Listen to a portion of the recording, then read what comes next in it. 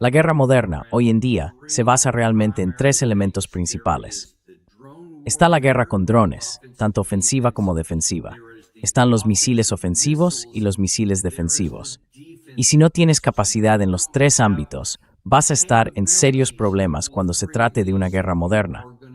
Lo vimos en la guerra entre Azerbaiyán y Armenia en 2020, y lo estamos viendo de forma continua en la guerra entre Rusia y Ucrania. In the Middle East war, both with Israel and Hamas, Israel and Hezbollah, and especially even the United States throughout the region. It is now a really important part. We're going to look today at one of those elements of that, and that is the air defense missiles. If you can knock down more of your enemy's missiles than they can knock down, and you can put more missiles in the air, then you have a good chance of accomplishing your military objectives.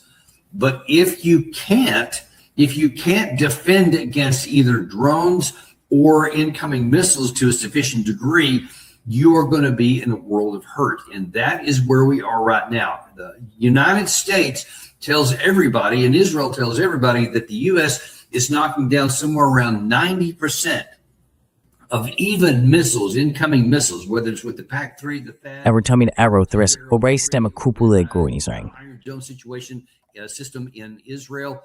But as we've been telling you, those Pero, como ya os hemos estado diciendo, esas afirmaciones no están respaldadas. Mucha gente dice que es así, pero no aporta ninguna prueba. Llevamos mucho tiempo insistiendo en que no es cierto.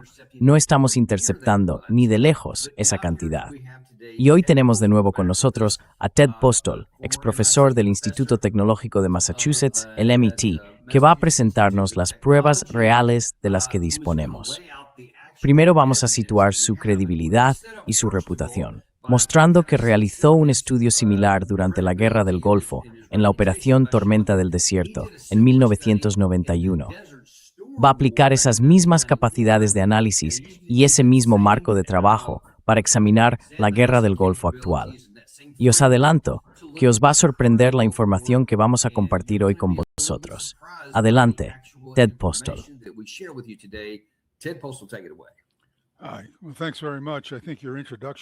Hola. Bueno, muchas gracias. Creo que tu introducción ha resumido muy bien la situación, así que gracias por eso. De lo que quiero hablar hoy es de la evidencia abrumadora, quiero decir, es una evidencia inequívoca, de que el rendimiento del Patriot PAC-3, la versión más moderna del interceptor Patriot, se sitúa en torno a un 2 o 3% de tasa de intercepción. No es un 90%. Ni siquiera se acerca. Por cierto, tuvimos una experiencia parecida durante la Guerra del Golfo de 1991. En aquella guerra, la artillería de defensa aérea del ejército y la empresa contratista que fabricó el Patriot, la compañía Raytheon, decían al público estadounidense que la tasa de intercepción del Patriot en la Guerra del Golfo de 1991 rondaba el 96%. Ahora bien,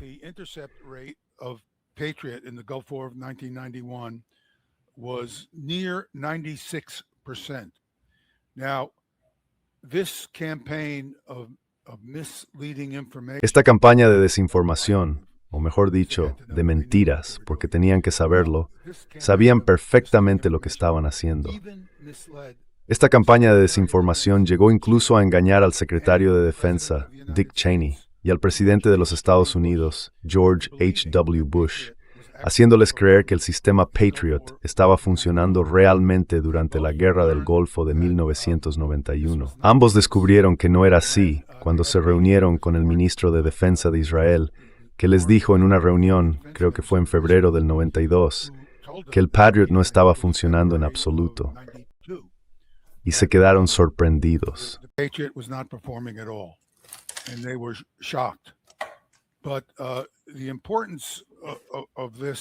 Pero la importancia de este hecho no está solo en que los responsables de las decisiones más altas del país fueron engañados. También demuestra que el hecho de ocupar un cargo de alto nivel no significa que se tenga información precisa. Lo he dicho muchas veces antes. Por mi experiencia en el gobierno, me ha quedado clarísimo que casi todas las personas que se presentan como expertas por haber trabajado allí no tienen ni idea de lo que están diciendo. Se hinchan de orgullo, presumen de sus credenciales, y cuando empiezan a hablar, si uno realmente sabe de qué va el asunto, como ocurrió con el tema de la defensa antimisiles, se ve sin ninguna duda que no tienen ni idea de lo que están hablando. That they have no idea what they're talking about. If not, they're even lying. So this is an Si no, important lesson. es que directamente están mintiendo. Así que esta es una lección importante para cualquiera que se preocupe por obtener información veraz del gobierno. También debería ser una lección para quienes están dentro del propio gobierno, y hay buena gente dentro del gobierno, de que el hecho de que te digan algo no significa que sea cierto, y que aunque lo veas en un documento clasificado o incluso en un informe de inteligencia, eso no garantiza que la información sea precisa. La burocracia tiene serios problemas para controlarse a sí misma, y no existe un sistema real que supervise esos documentos. Yo lo veía constantemente cuando estaba en el Pentágono. Me rascaba la cabeza, entonces sabía menos, y pensaba, ¿cómo han podido llegar a esto?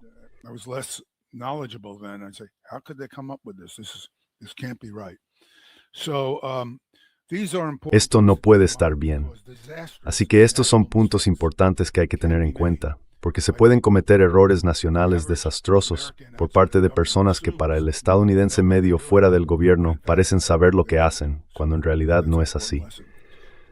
Esa es una lección importante. Gary, ¿puedes poner la primera diapositiva, la número 2? Esta diapositiva resume brevemente lo que ya he dicho. El punto clave aquí, además de la cronología que muestra, es que mi colega George Lewis y yo publicamos un artículo en 1993 con una evaluación técnica detallada que demostraba que el sistema Patriot durante la Guerra del Golfo de 1991 no logró interceptar ni una sola ojiva Scud iraquí.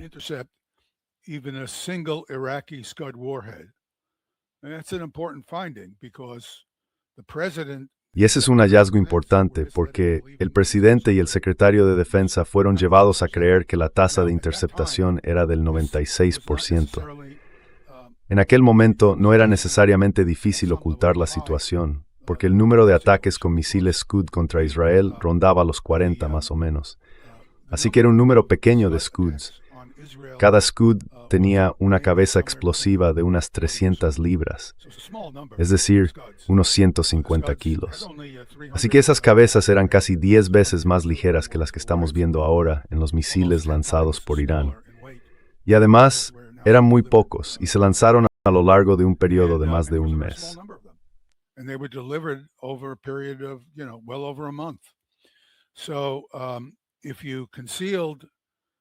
Así que, si ocultabas el hecho de que había daños importantes en algunos lugares, podías sostener falsamente que no había pasado gran cosa.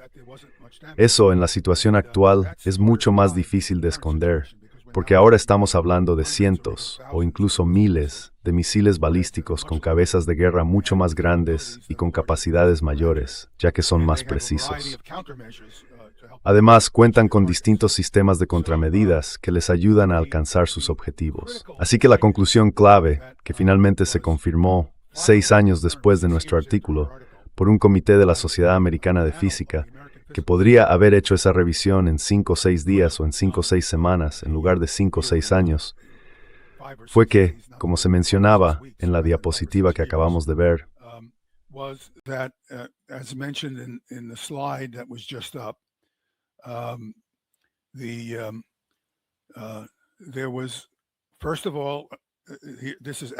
antes que nada, el texto en amarillo y rojo viene literalmente del resumen de ese artículo, que por cierto está disponible.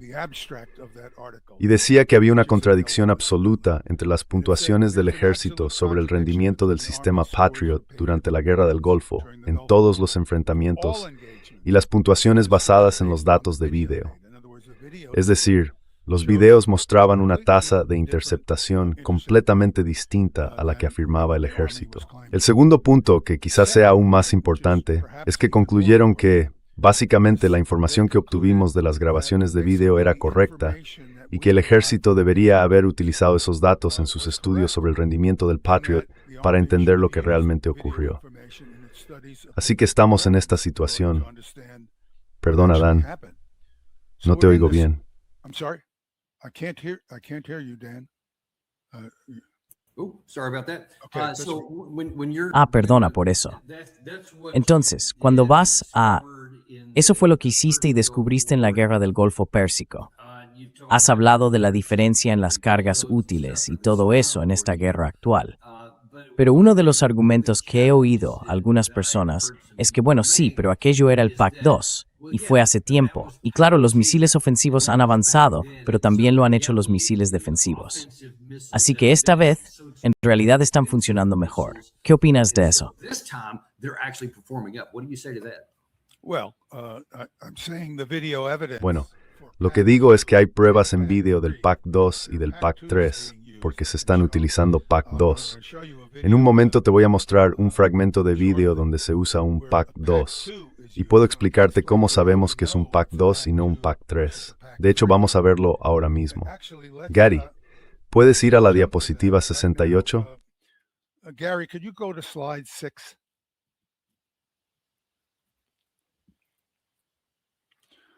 Slide 6 just shows you the two main. La diapositiva 6 muestra los dos interceptores principales que utiliza ahora el sistema de defensa antimisiles Patriot. El interceptor de arriba es el PAC-2. Tiene más o menos la misma longitud que el PAC-3, pero el PAC-3 es mucho más ligero. Pesa entre una tercera y una cuarta parte del PAC-2. Es el misil que aparece abajo y cuenta con varias mejoras que fueron muy importantes para corregir las deficiencias del PAC-2 durante la Guerra del Golfo de 1991. Si pasamos a la diapositiva 8, a ver si, ahí está. Esto muestra un diagrama del PAC-2, del PAC-3. Y el PAC-3 incorpora varias innovaciones que son realmente importantes.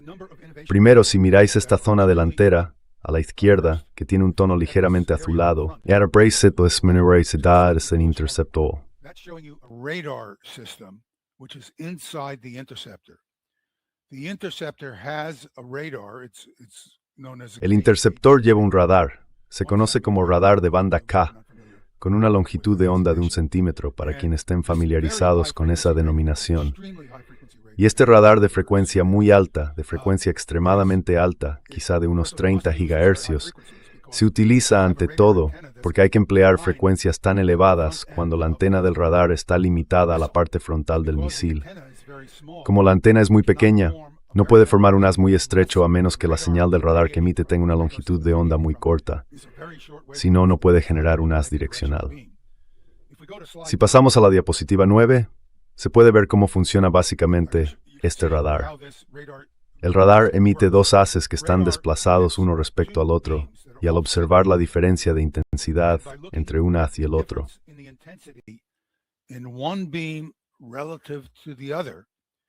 it can get a very accurate estimate of where the target is in angle.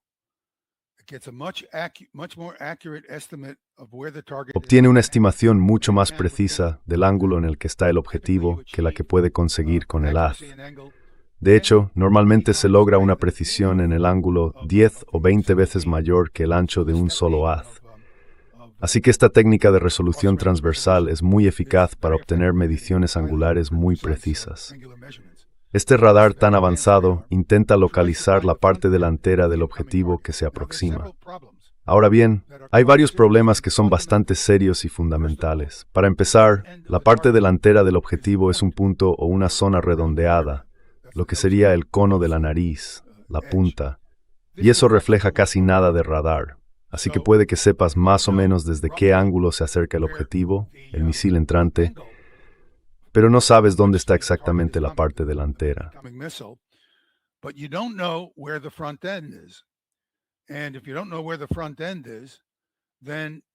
Y si no sabes dónde está la parte delantera, entonces no sabes cómo ajustar para dar en el blanco. Si quieres asegurarte de alcanzar la ojiva, tienes que golpear la ojiva en una situación como esta. Si golpeas el cuerpo del misil, lo que ocurre es que la ojiva se desprende, cae al suelo y apenas cambia su trayectoria. Puede dar vueltas, sí, pero eso no importa mucho. La ojiva acabará cayendo y golpeando prácticamente en el mismo lugar donde era más probable que impactara, dentro de las incertidumbres normales. Así que este es un problema clave, fundamental para la guía por radar. No se puede saber con exactitud dónde está la parte delantera. Por eso siempre hay que atacar de frente. Hay que atacar el objetivo de frente, porque lo que intentas hacer es, literalmente, golpear la ojiva de frente y hacer que detone. Isibo cames, como that's tanunoal con otro. Por supuesto. Ahora, si pasamos a la diapositiva 7, Veil.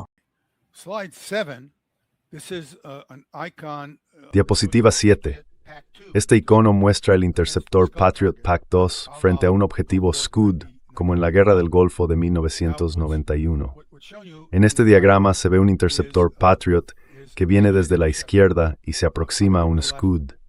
El Scud se mueve a unos 2,2 o 2,3 kilómetros por segundo, y el Patriot viaja a quizá 1,5 kilómetros por segundo.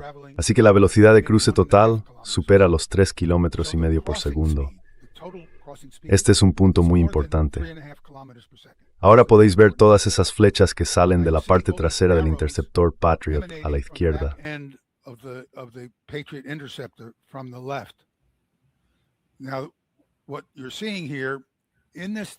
Ahora, lo que estáis viendo en este diagrama, imagino que el Scud está quieto en el espacio, o sea, que no se mueve.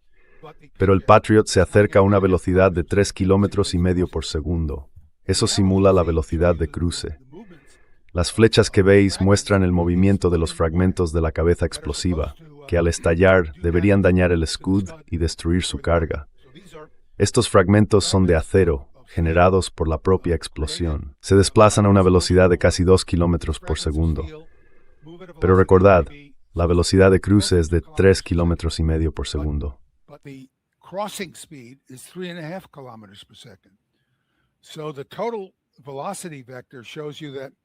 Así que el vector total de velocidad nos muestra que si pensamos en el Scud como algo estacionario y el Patriot pasa por delante moviéndose a 3,5 kilómetros por segundo, vemos que a menos que detone exactamente en el momento justo delante del Scud, va a golpear la parte trasera del Scud y no alcanzará la ojiva con los fragmentos, y por tanto no la destruirá. Esto fue lo que ocurrió en la Guerra del Golfo de 1991.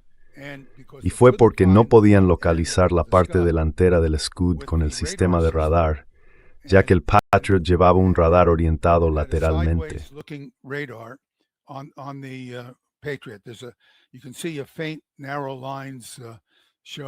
Se pueden ver unas líneas finas y estrechas que muestran lóbulos arriba y abajo. Son los lóbulos de radar de lo que se llama el fusible de radar, que en realidad es un radar de barrido lateral, y era una característica de diseño de este interceptor. Este interceptor se diseñó originalmente para destruir aviones.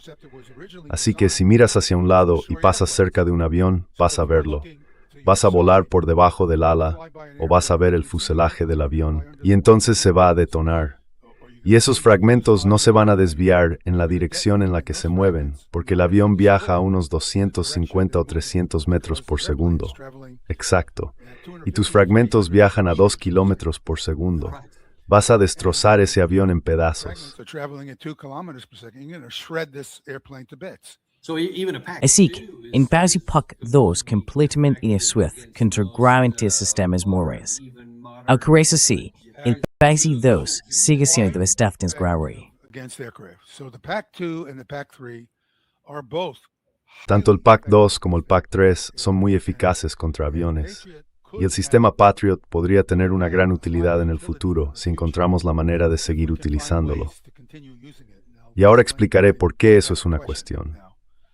Si conseguimos proteger las unidades Patriot para que no sean destruidas, que creo que es un problema real en este momento, entonces podrían hacer casi imposible que los aviones enemigos operen en una zona defendida por esas unidades. En otras palabras, no me hagas volar con aviones y suevan tiene bombas, ni mantener a distancia. Así que esa es una función muy útil. Los aviones pueden transportar una carga bastante grande.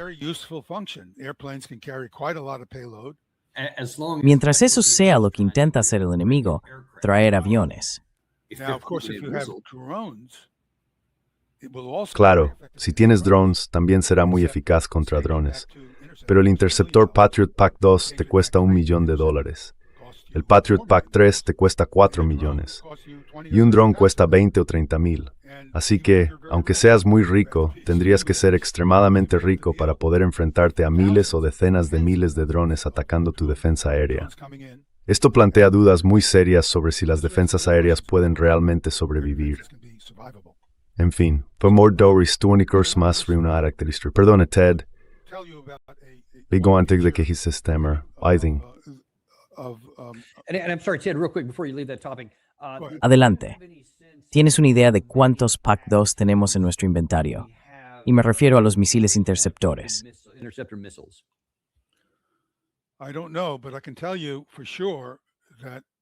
No lo sé, pero puedo decirte con certeza que parece que los PAC-2 se han utilizado en la defensa de Tel Aviv.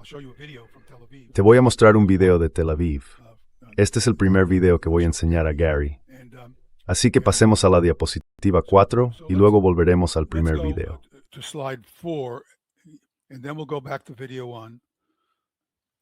Veo. Muy bien. La diapositiva 4 muestra lo que ocurre cuando se produce la detonación de un explosivo potente en el cielo. Muestra lo que puede captar una cámara de video. Bien. Por cierto, el ejército de Estados Unidos y Raytheon discutieron esto hasta la saciedad, diciendo que no se podía obtener ningún dato a partir de un video. Así que el ejército estadounidense y Raytheon mantuvieron durante años un argumento falso. Lo defendieron durante años, incluso después de que la Sociedad Americana de Física publicara sus conclusiones, confirmando que teníamos razón en todas las interpretaciones que hicimos del vídeo. Aquí tenemos 9 fotogramas de vídeo. El primero muestra simplemente cómo se ve el cielo justo antes de la detonación de una explosión. En este caso concreto, sabemos que se trata de la explosión de un cohete iraní. El contexto del vídeo será, bueno, lo veréis más adelante.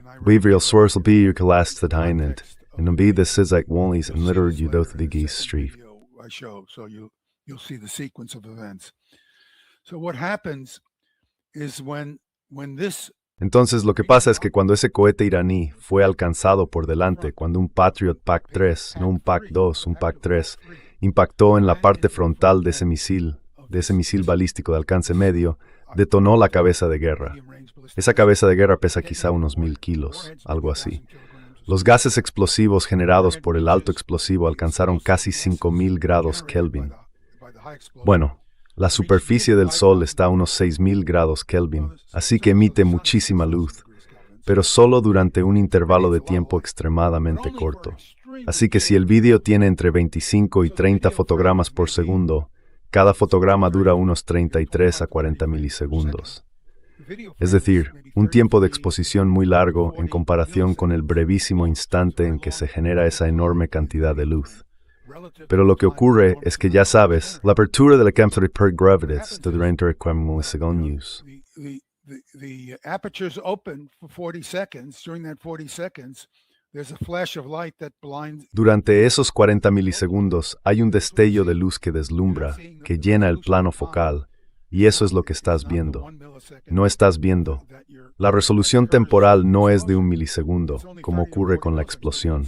Son solo 30 o 40 milisegundos, pero se puede ver que la explosión ha ocurrido. Justo después, porque 40 milisegundos es bastante tiempo, el siguiente fotograma del vídeo muestra una bola de fuego mucho más tenue y de menor diámetro. Fíjate que la bola de fuego tampoco es azulada, sino más bien rojiza, porque está más fría.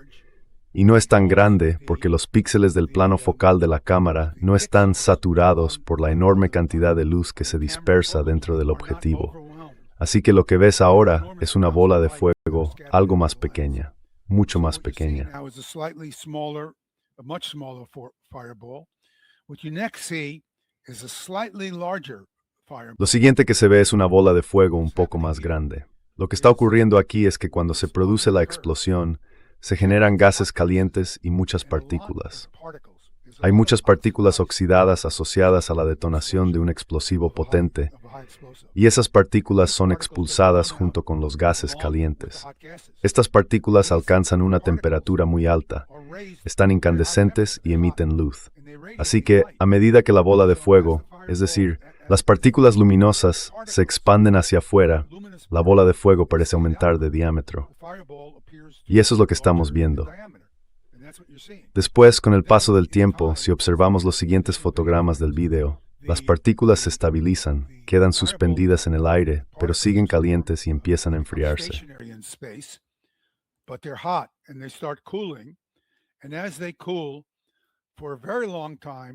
Y a medida que se enfrían durante mucho tiempo, lo que se ve es una especie de bola de fuego que va perdiendo brillo y tamaño. Ese es un ejemplo clásico de una explosión en el cielo. Y esto se puede observar. También se pueden ver explosiones en tierra, y eso lo mostraré en los videos. Lo importante aquí es que las explosiones ofrecen mucha información sobre lo que realmente ocurrió en un enfrentamiento. Una explosión muy brillante en el cielo indica que se ha destruido un misil balístico entrante. Una explosión en tierra ilumina toda la zona. Así que, aunque no se haya visto la ojiva impactar en el suelo, el hecho de que todo el cielo se ilumine indica que la ojiva golpeó el suelo y explotó.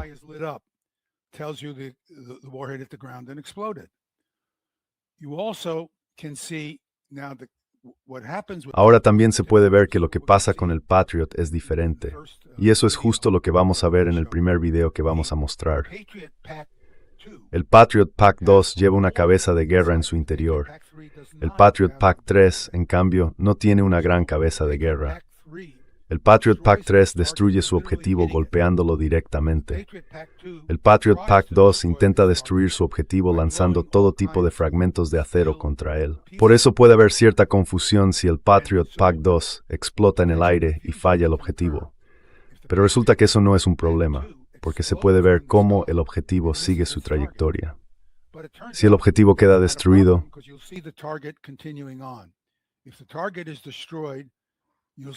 Y cuando dices que no es un problema, te refieres a que no lo es desde la posición de ataque, no desde la posición de defensa. No, no es un problema desde el punto de vista del analista, porque si quieres determinar si la explosión del Patriot Pack-2 provocó o no la destrucción de la ojiva del misil entrante, entonces verás cómo sigue el misil. Y tengo un video magnífico que lo muestra sobre Tel Aviv durante la Guerra del Golfo de 2026. ¿Por qué no lo intentamos, Gary? Esto está en tiempo real, así que las cosas van a pasar muy rápido. Verás, marqué los puntos donde ocurrió, pero ahora vamos a ver la segunda toma del ataque y la pondré a cámara lenta. Ahí está el primer fallo del Patriot. Ahora el segundo fallo del Patriot. ¿Y sabes qué es un fallo? Porque vas a ver que la bola brillante, que es la ojiva que sigue su trayectoria, continúa hacia el suelo. Y luego veremos cómo la ojiva impacta en el suelo y se produce una explosión de unos 5000 grados. Así que esto demuestra que los datos del vídeo contienen toda la información necesaria para analizar estos eventos, si sabes qué estás buscando.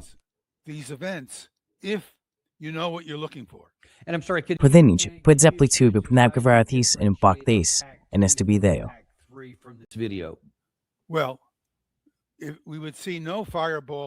Bueno, no veríamos ninguna bola de fuego del Pack-2. Si el Pack-2 fallara, simplemente no lo veríamos.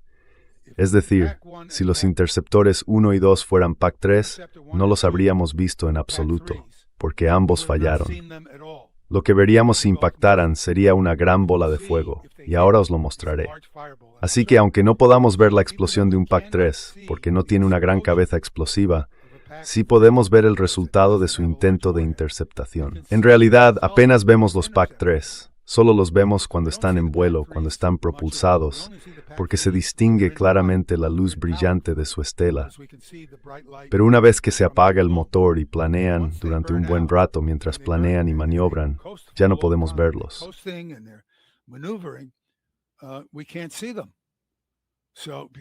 Entonces, en ese vídeo de ahí, solo para asegurarme de que vi bien, teníais dos PAC-2 y un PAC-3 que intentaron interceptar su misil. No, allí no hay ningún PAC-3. Las dos explosiones son solo PAC-2. Solo PAC-2, entendido.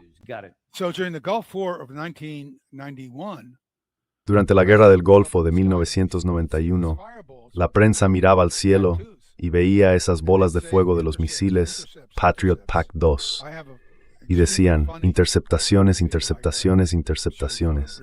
Tengo un video muy gracioso, debería haber pensado en traerlo, donde se ve a un periodista en el suelo diciendo, oh, hay una interceptación, oh, otra interceptación. Y de repente dice, uy, porque hay un gran destello en el suelo. Así que en aquel caso, era más fácil que la prensa malinterpretara lo que estaba viendo. Bien, vale. Pasemos a un vídeo mucho más elaborado, el vídeo número 2. En este caso vemos todos esos misiles entrando. No se ve ninguna señal de interceptación. Resulta que sí la hay, y os la mostraré en un momento. Pero entre todos esos misiles que llegan, solo hubo una interceptación. Esto es solo más vídeo, sin interceptaciones, así que no nos preocupamos por eso. Como podéis ver, ese lugar está siendo arrasado. ¿Cómo se puede tener una tasa de interceptación del 90% si las interceptaciones se pueden ver?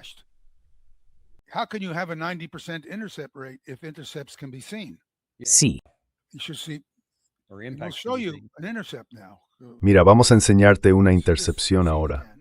Vamos a ver esta escena otra vez. Aquí está. Y voy a poner la cámara lenta.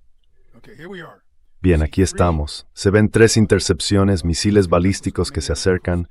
Luego hay una explosión. Esto es cámara lenta a 1/10 de la velocidad normal. Y ahora fíjate, vas a ver cómo 2 de los 3 misiles salen de la bola de fuego y caen al suelo y los verás explotar. Así que sí, podemos ver las intercepciones. No vemos las del Patriot PAC-3 porque no tiene una gran cabeza explosiva ni una estela brillante, pero podemos ver que ha tenido éxito. En resumen, los videos que vimos antes con todos esos misiles llegando, no sé, 50, 60, 80, quizás 100 misiles balísticos, ninguno fue interceptado, salvo uno. Entonces, ¿cómo se puede hablar de una tasa de intercepción del 90%? ¿Dónde está ese 90%? ¿Dónde están todas esas bolas de fuego en el cielo sin nada saliendo de ellas? Ese vídeo es muy convincente, una obra contundente. Eso ya te dice de entrada que lo que están diciendo es falso. Y hasta un miembro del Congreso junto con su equipo debería ser capaz de entenderlo. Eso es lo que uno esperaría. Si quisieran hablar conmigo, no he conseguido que nadie en el Congreso se implique. Esta imagen que estamos viendo ahora, es posible que haya misiles PAC-3 intentando interceptar, pero que no los veamos y hayan fallado. Si los Patriot PAC-3 habían fallado, varían una vora forward use. Es decir, en Tuimers en Invailbrimobis. Incluso con el PAC-2. Así que tanto si es el PAC-2 como el PAC-3, vas a ver una bola de fuego igualmente. PAC-2. Estoy seguro de que habríamos visto una bola de fuego de ellos. Exacto. Casi con toda seguridad son PAC-3 los que están en el aire. En este caso concreto, podrían haber sido decenas de PAC-3 en el aire, pero solo uno alcanzó el objetivo. En minijuakoku Teresa Remisil, no hay significant en nuestro juicio. A menos que impacten justo en la parte delantera de ese misil que viene, no hay interceptación. Bien, ¿puedes volver al principio de esta secuencia en concreto, Gary? No la otra. Eso es. Vale, aquí tengo otra secuencia que puedo enseñarte. Pasa muchas cosas cuando lo ves en tiempo real, pero ahora lo estamos viendo a cámara lenta. Nos hemos perdido un punto brillante, pero no pasa nada. Ahora se ve una explosión en el suelo, así que algo no fue interceptado ahí. Vemos otra ojiva que se acerca y se ve un montón de submuniciones dispersándose. Luego un destello brillante. En este caso concreto había una ojiva con submuniciones que además tenía una pieza unitaria grande. Así que esto no solo soltó un montón, cientos de submuniciones que podíamos ver. Vamos a ver esto. Esa es una parte más grande de todo eso. Adelante.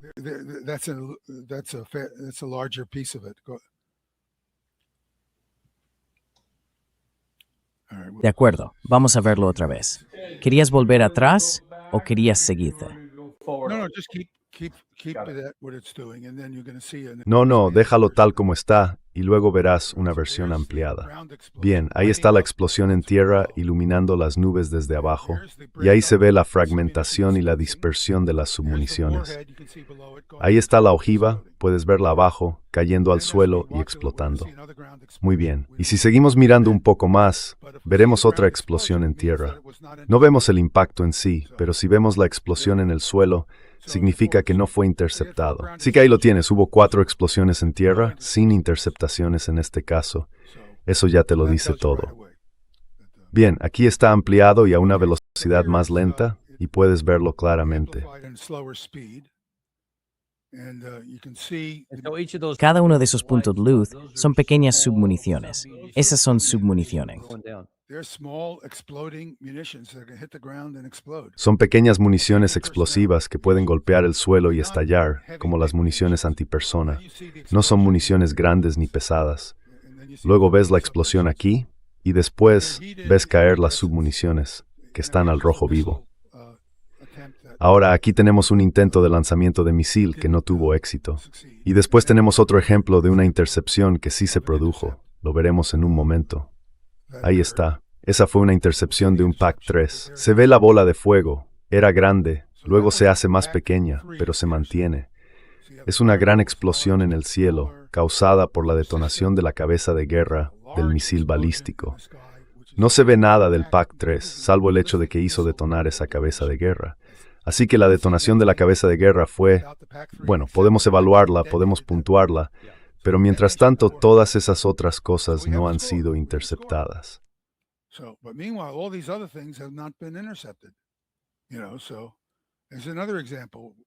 Pongamos otro ejemplo. ¿Por qué el cielo no está lleno de grandes explosiones? Tenemos un Patriot cayendo hacia el suelo, por cierto. Bien, aquí vemos la ojiva Al-Fatah impulsada por cohete. Obviamente, esta no ha sido interceptada. Se ve esa franja brillante detrás de la ojiva. Es el motor del cohete que la impulsa.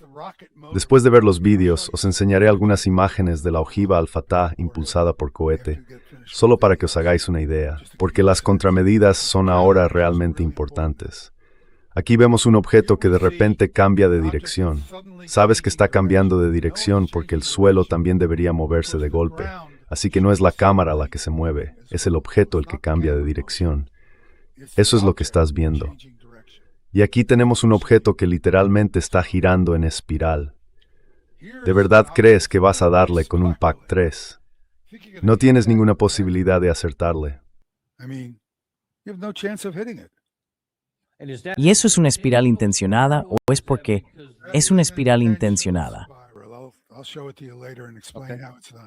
Te lo enseñaré más tarde y te explicaré cómo se hace. Aquí tienes otra ojiva propulsada por cohete. Si miras hacia abajo, a la derecha, puedes ver una franja algo blanquecina en la parte inferior derecha. Ese es el motor del cohete de la segunda etapa de un misil Saege. Son distintos tipos de submuniciones que se están lanzando. Se están dispersando a gran altitud.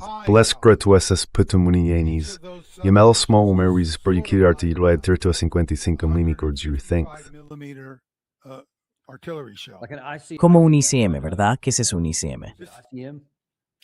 No, son misiles. Sí, pero son submuniciones. Más bien, van por la línea de la artillería tipo ICM. Así que vamos a ver otra intercepción más, y luego creo que habremos terminado. Solo para que os hagáis una idea. El punto aquí es que podemos ver estas intercepciones. Bien, aquí está. Ahí hay una intercepción. Ahora mirad esa bola de luz.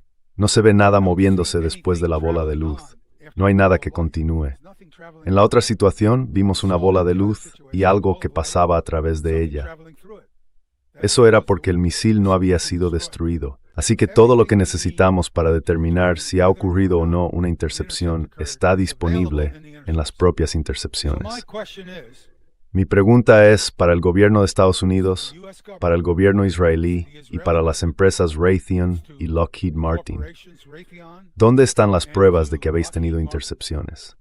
La Sociedad Física Americana estuvo de acuerdo con nosotros en que los vídeos contienen las pruebas necesarias. Lo que estáis viendo es simplemente que no pasa nada, salvo en un 2 o 3% de los casos en los que parece que un misil balístico ha sido interceptado. No está lleno de explosiones. Solo en ese video que acabamos de ver, y puedes hacer lo mismo con el anterior que mostraste, si hubiera una tasa de interceptación del 90% o incluso del 50%, la mitad de esos objetos estarían haciendo eso. Pero solo uno lo hizo.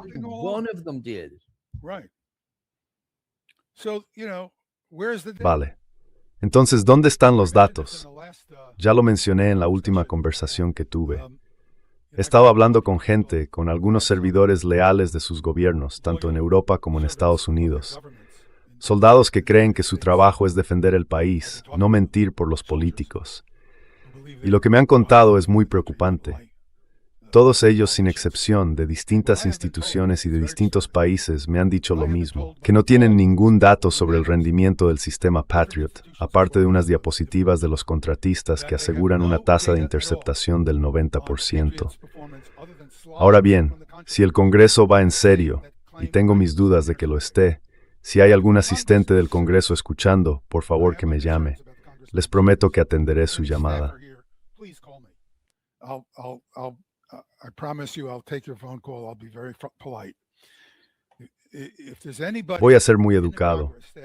Si hay alguien en el Congreso, sea un asistente o quien sea, que vea esta charla, que me llame, y le daré toda la información que necesite para demostrar que el Patriot funciona solo un 2 o 3% como mucho, no un 90%.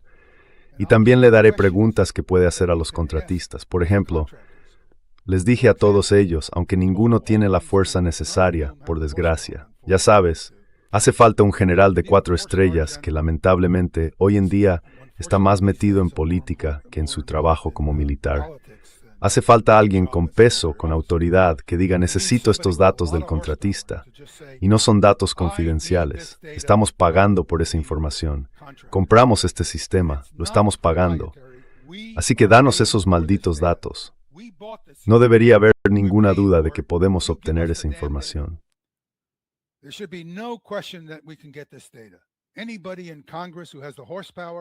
Cualquiera en el Congreso que tenga la capacidad, cualquiera en el gobierno que tenga la capacidad, debería poder acceder a esos datos. Es un crimen contra nuestro país que la gente no esté exigiendo esos datos a los contratistas. Los contratistas están robando al pueblo estadounidense y además están aumentando la vulnerabilidad del país ante futuros problemas militares porque ya tenemos un gran problema militar. Esas unidades de defensa ya no son capaces de enfrentarse, de hecho nunca lo han sido, a amenazas de misiles balísticos. Y eso es algo importante que hay que saber. Hemos gastado probablemente cerca de $1 billón en el sistema Patriot, porque se supone que tiene capacidad contra misiles balísticos. $1 billón para no conseguir nada.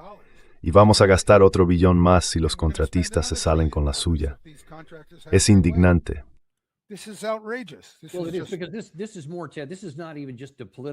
Esto va más allá, Ted. No es solo una cuestión de vergüenza política. Y a estas alturas entiendo por qué pueden pensar que lo es, porque todo gira en torno a Irán y a la región. Obviamente, vemos las consecuencias en nuestras propias bases, en nuestras instalaciones, en las de nuestros aliados, lo que sea. Pero la parte activa del conflicto probablemente ya se ha terminado, salvo por algún que otro intercambio puntual.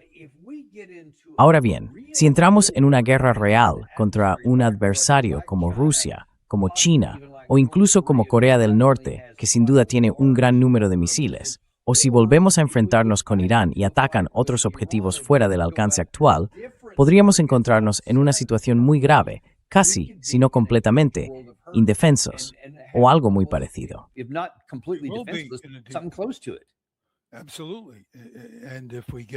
Por supuesto. Y si esta mala gestión por parte de la OTAN acaba provocando que los rusos empiecen a atacar Europa Occidental, algo que de verdad espero que no ocurra, rezo cada día para que no pase. Pero si los rusos empiezan a atacar Europa Occidental con misiles balísticos, no vais a tener ninguna ayuda.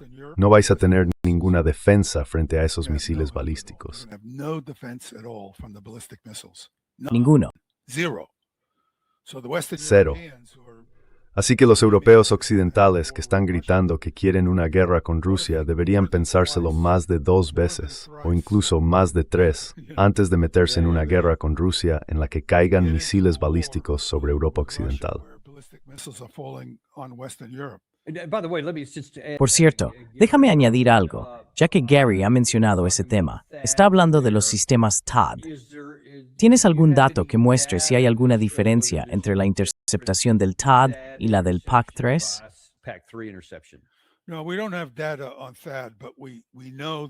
No, no tenemos datos sobre el sistema THAAD, pero sabemos que el THAAD no puede estar interceptando nada.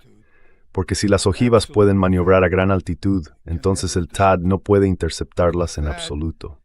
El THAAD necesita conocer el punto exacto de interceptación para lanzar un interceptor. El interceptor tarda cientos de segundos en llegar a ese punto.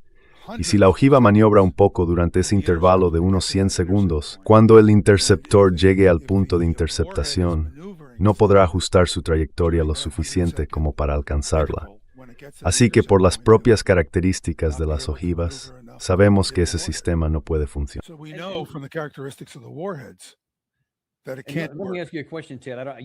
Déjame hacerte una pregunta, Ted. Puede que no tengas datos sobre esto, así que quizá te ponga en un aprieto. ¿Tienes alguna información sobre el otro lado de esta cuestión? Digamos, en el caso de Rusia o de China, ¿ellos tienen interceptores o tienen el mismo problema para interceptar nuestros misiles? Bueno, si nuestro ministerio de ley lo masifying brain es por esfuerzo. Y una mejor posibilidad, del 3, del 5, del 7%. La verdad es que no sé cómo hacer ese juicio. Desde luego les estaba yendo muy bien contra los ATACMS, pero los ATACMS no son misiles balísticos. Se lanzan como si lo fueran, pero luego entran en la atmósfera y empiezan a planear. Y cuando terminan ese planeo y se acercan al objetivo, viajan a una velocidad de 1 kilómetro por segundo. Es decir, como un avión supersónico. Un avión supersónico está perfectamente dentro del rango de destrucción de un misil antiaéreo típico. Y los rusos estaban destruyendo los ATACMS con una fiabilidad muy alta. Pero eso se debe a que eran balísticos.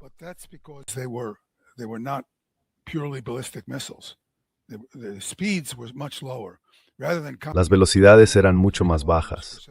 En lugar de entrar a 2,5 o 3 kilómetros por segundo, lo hacían a 1 kilómetro por segundo. Así que la velocidad de cruce es un parámetro muy importante. Déjame explicarlo. Si tengo un misil como objetivo, tengo que detectarlo con suficiente antelación para poder hacer los ajustes necesarios y alcanzarlo. Ahora bien, si lo detecto a cierta distancia y viene muy rápido, pasará de largo antes de que pueda reaccionar. Por eso necesito ir desde más lejos, menos una de una velocidad más alta.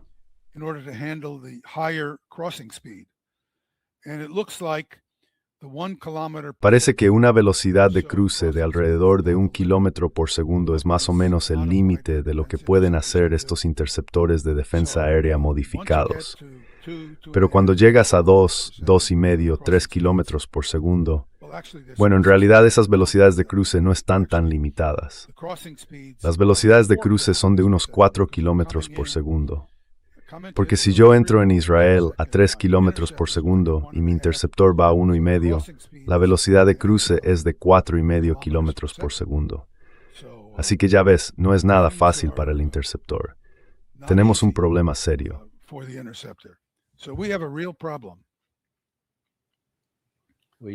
Sí, lo hacemos. Tenemos un contrato de $4,700 millones para seguir con algo que no está funcionando, y están muy orgullosos de ello. Estoy seguro de que ese tipo está sonriendo. Me dio $4,700 millones por no hacer nada. Yo no estaría sonriendo, porque me sentiría culpable de robar al contribuyente. Pero este tipo claramente no se siente culpable. Por lo visto, no. Apparently not. Yep. Well, listen, we have Sí. Bueno, mira, tenemos las pruebas, tú las has mostrado ahí. Es que es incontestable. No se puede negar que lo que enseñaste ahí no encajaba ni en un 90%. De hecho, creo que ambos tenían una sola intersección de todas ellas. Y ahí hay preguntas realmente difíciles. some real hard questions that need to be asked. Deberías estarse estas cosas por todas partes. Sí, por todas partes. You should be seeing Deberías estar viendo las ojivas caer. Boom, boom, boom. Y nada llegando hasta el suelo. Ni cerca, nada. not close, nothing. Not En absoluto. through. So this system is not working at all. Así que este sistema no está funcionando en absoluto. To the American people, Pero estarán encantados de vendértelo, de vendérselo al pueblo estadounidense. Y también estarán encantados de poner en riesgo, quiero subrayarlo porque me enfurece incluso más que robar al pueblo estadounidense, poner en riesgo la seguridad futura de nuestro país. Porque si hay un problema con este sistema, tenemos que intentar hacer los ajustes de planificación, de estrategia y de táctica que podamos para afrontar este enorme déficit. No estoy seguro de cuáles deben ser esos ajustes, pero sí puedo decir que fingir que se están interceptando esas cosas, cuando la amenaza no deja de crecer y de hacerse más capaz, es una muy mala decisión para planificar la seguridad nacional. really a bad choice for planning your national security. Ted, the ironic, if not perverse. Sabes, Ted, lo irónico, por no decir perverso, de todo esto es que ya hicimos una versión parecida, con algunos de estos mismos tipos de videos de la Guerra de 12 días del año pasado, y no hubo ningún cambio en la falta de resultados anterior. Así que ya lo sabíamos, y de forma muy clara, desde entonces. Ahora tenemos otra confirmación, y como ves, eso no ha frenado el siguiente contrato de $4.700 millones. $4.7 billion contract. So that's But let me- Tatterman Gray esto. Claro, There is no technical question. No hay ninguna duda técnica de ningún tipo de que los videos muestran exactamente lo que uno necesita saber si intenta entender la tasa de interceptación del Patriot. Ninguna duda en absoluto. Los videos te dan esa información. Entonces, ¿por qué el gobierno y la empresa contratista no la están utilizando? Contractor using it. ¿Y por qué nos dicen que es del 90% cuando está claro sin ambigüedad que la tasa real es del 2 o 3%, como mucho? That the actual rate is 2 or 3%, maybe. yeah. And I mean, sí. Y bueno, no se puede discutir con el vídeo, está ahí, a la vista de todos. En fin, no sabes cuánto te agradecemos. Deja vu. Otra vez. No tengamos otro más. No repitamos un tercer déjà vu, porque la próxima vez podría salirnos mucho más caro. It's going to be, you know, Va a ser, ya sabes, si tenemos una guerra en Europa, si tenemos que gastar muchísimo dinero. En fin, esa es la situación. anyway, so that's the All situation. right. De acuerdo. Bueno, como he dicho, muchísimas gracias. Necesitamos saber la verdad. Y de verdad, espero que haya miembros del Congreso o personal que estén viendo esto y que se pongan en contacto contigo. Espero que lo hagan. I hope they Call reach out to me, you. write me. I have a lot more I can tell you. Escríbeme. Tengo mucho más que puedo contarte. Si tengo tiempo, bajaré a hablar contigo. Incluso pagaré mis propios gastos. Aunque debo decir que me irrita muchísimo tener que hacerlo cuando presto un servicio al Congreso y el Congreso ni siquiera presta atención. Así que lo siento. Estoy siendo directo porque no estoy contento. I'm being Y también soy ciudadano. because I'm not happy, and I'm a citizen too. Yeah, and we're right with you. Sí, estamos contigo. Los tienes ahora mismo en pantalla. Esa es nuestra dirección de correo electrónico. Puedes escribir ahí y se lo enviaremos a Ted. Si alguien quiere hacerlo, nosotros lo facilitamos, porque nos encantaría que pudierais poneros en contacto. Totalmente. You guys linked up. Absolutely. And, There it is and on if the you want Y si quieres reunirte conmigo en privado para que la gente de tu organización no se entere, dímelo. to Buscaremos la manera de hacerlo. let me know, we'll find a way to do it. We'll do it. Well, listen, we One appreciate has it. to know. Lo haremos. Bueno, oye, te lo agradecemos mucho. De verdad, gracias.